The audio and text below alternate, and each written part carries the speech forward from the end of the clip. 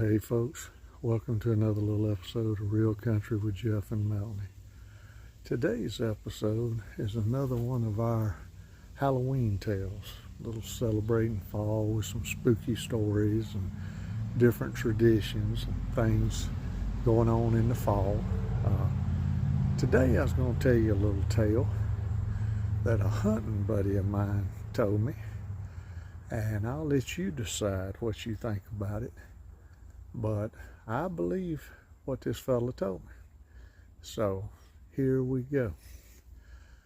This man belonged to a hunting club. He had just got into this hunting club. And man, they had some pretty places to hunt. But the fella had bad luck. And of course, this particular year, he had just got in a hunting club. And his four-wheeler had tore up. And this club had like 2,500 acres.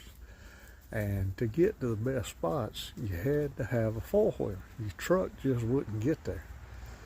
So, to start off with, he was lucky to get in the club. It was a good place to hunt, but he was just kind of handicapped. He could only hunt places that he could get to easily with his truck without getting stuck.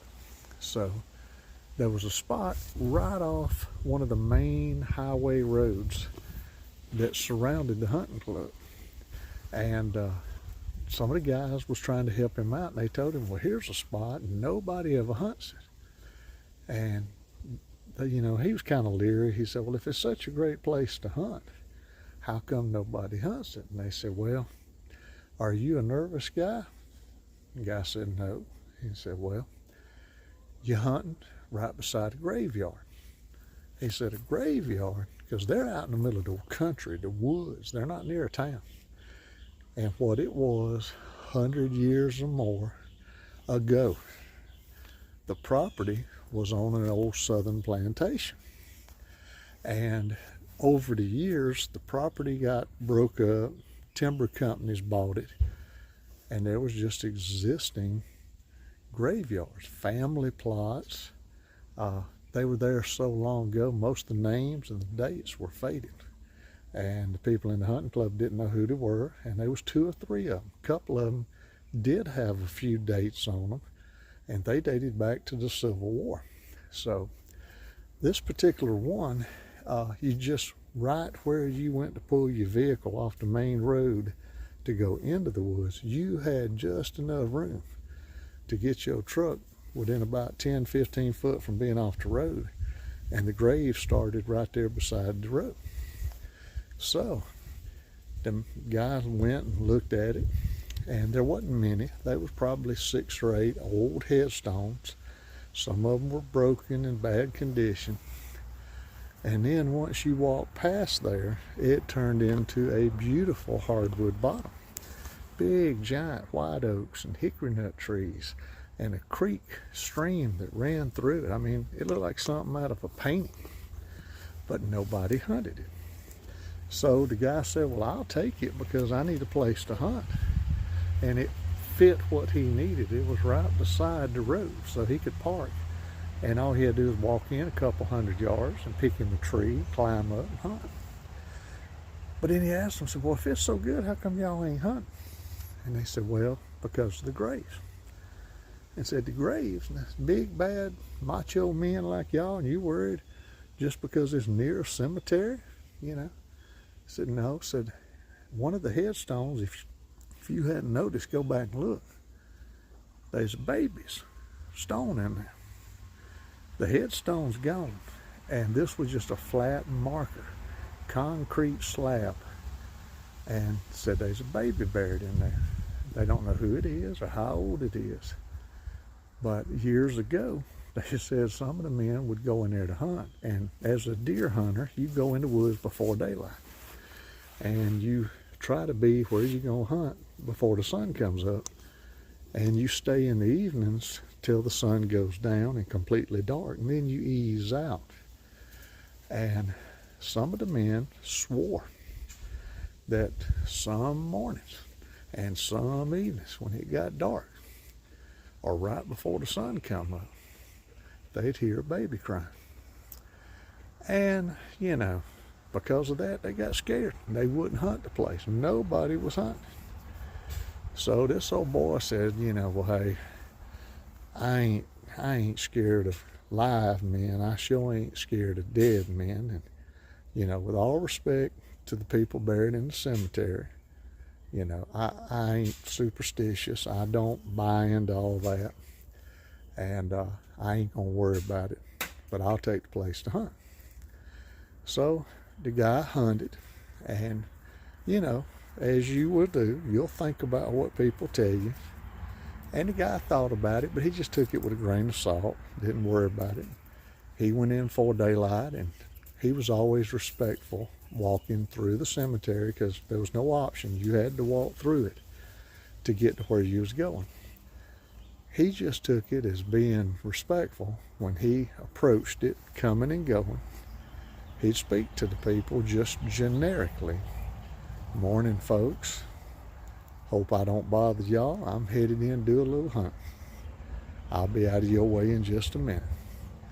And it just got to be a cute little thing he did. And in the evening, he'd say, all right, folks, I'm out of here. Y'all keep track of all them deer and wild hogs for me. And, he never heard a baby cry. He never saw anything. It was just a nice, pretty spot to hunt. But the bad thing was he wasn't seeing no deer either. But now one evening he did go in, and he was running late. And he sat down under a big oak tree, and about 30-40 minutes before dark, he caught movement out of the corner of his eye. And there come a big old wild hog boar, big old black Russian. And so he was able to get him a wild hog in there. And like I said, all this time, everything's just like it ought to be. He even got checked by the game warden in there one time. And the game warden kind of ruined his hunt. But this man hunted legal, so other than the guy coming in making a racket and aggravating him, didn't hurt a thing. But later on, toward the end of hunting season, this man did go in one time. And he hunted out of a portable climbing deer stand. So he walked in through the graveyard. He spoke to everybody like he always did. Respectful, not to step on graves or anything like that. And hey, he'd even come out there early on and weed ate around the graves to help clean it up, trying to be respectful of the people there. But this evening he eased by there, took his portable climber, went down to a tree and hooked it around it, and he climbed up the tree. And it was late in the season, and all the leaves had fell off the hardwood trees. So because he was parked near the road, once he got up about 20 foot, he could actually see way down the highway in the curve of the road. You could see the highway both ways. So, but he's not looking or shooting toward the road. He's shooting down in the bottom. It was a beautiful evening. He didn't hear anything, squirrels, and there was a couple of ducks come through the pond, wood ducks swam up the creek, and nothing, just a nice, relaxing, evening to hunt. But right before dark, just a few minutes before pitch black dark, he started hearing somebody talk. Sounded like a man's voice and a woman. He couldn't make out what they were saying, but just a mumbling. And the way he told me, it was like, no, no, no, no, no. Man and woman back and forth, but he couldn't make out the words, and it sounded like it was off in the distance. So he figured somebody was walking up and down the road, or riding a bicycle up and down the road. Some people do that out in the country. So he stood up in his stand, turned toward the road, and got to looking left and right. Couldn't see anybody, and he could see. He could even see his truck from where he was at. There was no one there. And so he, this is a little strange. And it started getting darker, and the closer the dark it got, the louder the voices got. And he still couldn't make out nothing, but it was like they were having a little disagreement, a little bickering, Well, here we are now, it's almost completely pitch black dark. and he could still hear it, and it was getting louder. It sounded like they were on the ground down there below his stand, and it was so black that night. They didn't have a moon. He couldn't see the ground, but it was like, well, he decided enough's enough, so he unloaded his gun, clipped it to a string, lowered it to the ground, dropped the cord, and then he turns around, proceeds to climb down with the portable stand, and he gets to the bottom of the tree, and he's still hearing them voices. They sound like they're about 10 foot away from him. Well, he takes his leg and picks it up to step out, and the second his foot hit the ground, dead silence. There was no more he and she and he never heard another sound. So he takes his stand off the tree, ties it up. It's got back straps on it. Puts it on his shoulders, reaches into his pouch. He had a fanny pack deal. He put on his headlamp on his hat, turned it on, and he's looking around, and there's nothing. He comes out, gets to the graveyard. He says, well, fellas, I'm out of here. Whatever the fuss was, I hope y'all get it settled. So y'all were getting loud there for a minute. And he just shook his head and went and got in his truck, come out.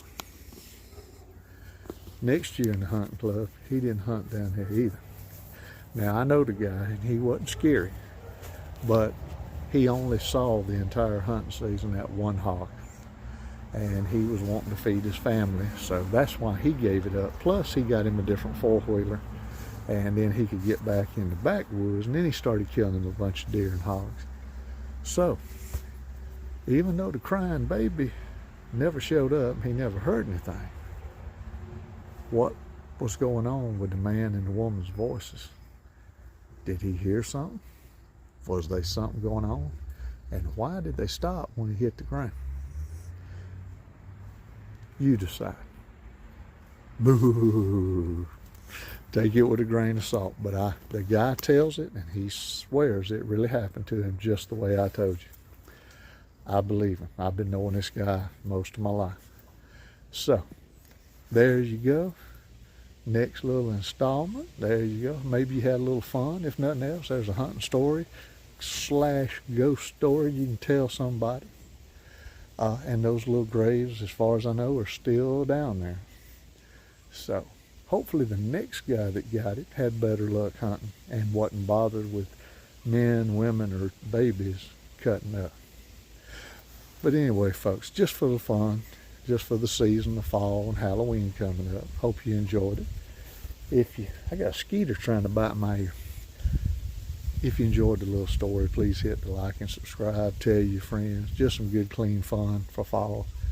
And until next time, if the good Lord's willing, the creek don't rise, we'll see y'all down the road. Thank y'all.